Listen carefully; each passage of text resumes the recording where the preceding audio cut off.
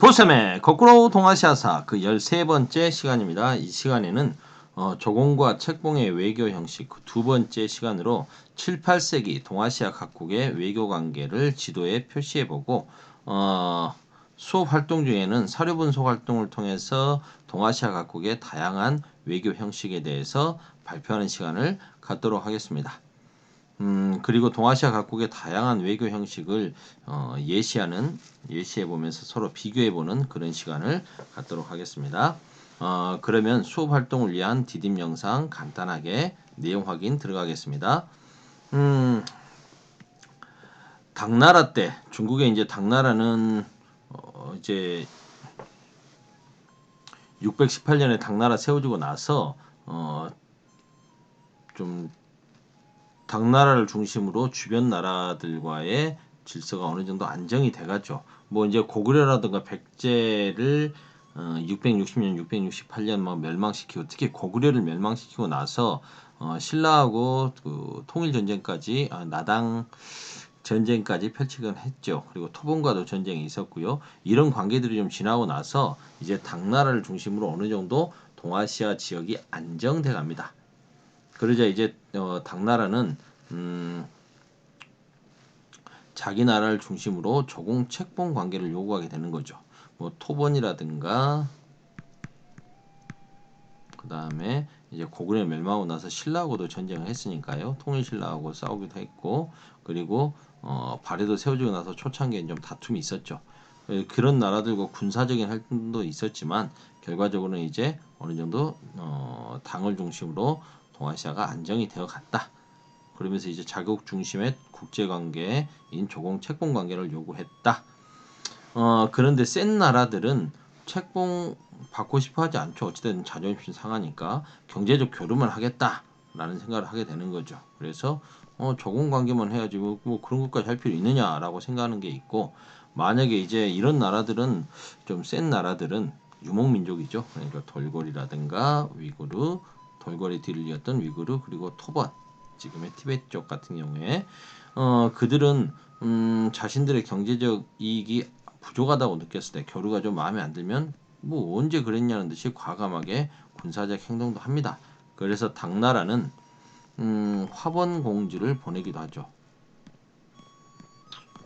화번공주라는 것은 주변국 왕에게 시집 보내는 당나라 중국 황실의 황제의 딸이나 또는 황족의 딸들을 일컫습니다.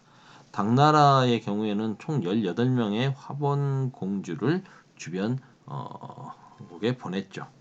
중화할 때 화자 요 중화로와 변방과 화해하기 위해서 서로 좀 친하게 지내기 위해서 보내는 공주 화번공주 정치적으로 정략 결혼 시켰다는 소리죠. 그래서 화친을 통해서 그들과의 적대 관계를 싸우지 않으려고 노력했다. 일종의 뭐 볼모라고 해야 될까요? 하여튼 뭐 좀 잘 지내보자라는 뜻으로 보내는 거고요. 화본공주는 중화할 때 화자가 아니고 선생님이 좀 말을 계속 하다가 헷갈리네요. 주변의 번부와 화의하기 위해서 화친하기 위해서 보내는 거니까 화합하다 할 때 화자를 씁니다. 화본공주.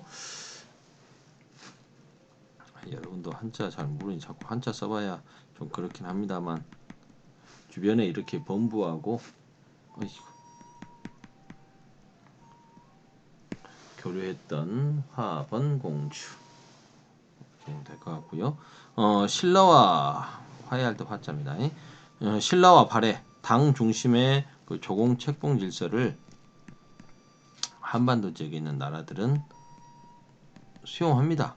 그래서 이를 통해서 국내의 통합을 유지하고 또 다른 나라와의 군사적 위협을 대비하는 것도 있었죠. 특히 이제 신라와 당은 서로가 발해 때문에 서로 다시 손잡아야 될 필요가 전쟁까지도 했었지만 다시 손잡게 되기도 하고요. 신라와 발해 입장에서는 당의 선진적인 제도와 문물을 수용하기 위해서 조공 책봉 관계를 수용했다라고 보면 되겠습니다. 일본 같은 경우에는 조공 관계만 맺습니다. 그래서 당나라에게 당의 문화를 수용하기 위해서 견당사를 파견하기도 하고 그리고 이제 당나라가 힘이 약해지면 뭐 견당사 파견을 중지하기도 하고 실리적으로 필요에 따라서 써먹었다는 걸 알 수가 있겠고요. 신라 같은 경우에는 기본적으로 당의 책봉을 받으면서도 당의 침략을 맞서 싸우기도 했다. 나당 전제. 이건 뭐 통일신라 삼국통일과 그 후유증을 극복하는 과정에서 싸웠던 부분이고요. 정치적 이해관계에 따라서 조공 책봉 관계가 절대적이지 않았다라는 걸 보여주는 예 정도로 생각해 보면 될 것 같습니다. 신라와 발해 그리고 일본 이 나라들끼리의 교류는 어떤가? 신라는 통일 이후에 일본과의 관계를 개선할 필요가 있었죠. 그래서 사전을 교환하기도 하고요. 무슨 말이냐? 그러면 통일 전에는 사이가 안 좋았느냐? 아시다시피 일본은 백제통이죠. 백제하고 아주 친하게 지냈습니다. 그래서 백제 부흥운동에 군대를 보내서 도와주기도 하죠. 그래서 신라하고 백제 부흥운동 과정에서 외에서 군대까지 보내줘서 백제 부운동을 도와줬던 전투, 백강 전투라고 하는 것까지 펼칠 정도로 전쟁까지 했었죠.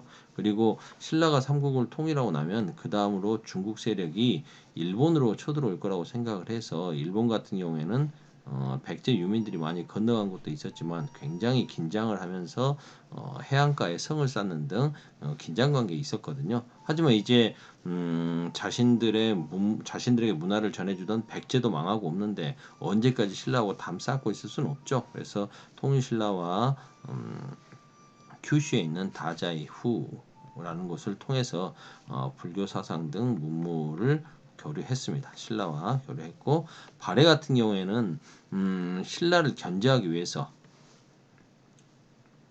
발해 입장에서는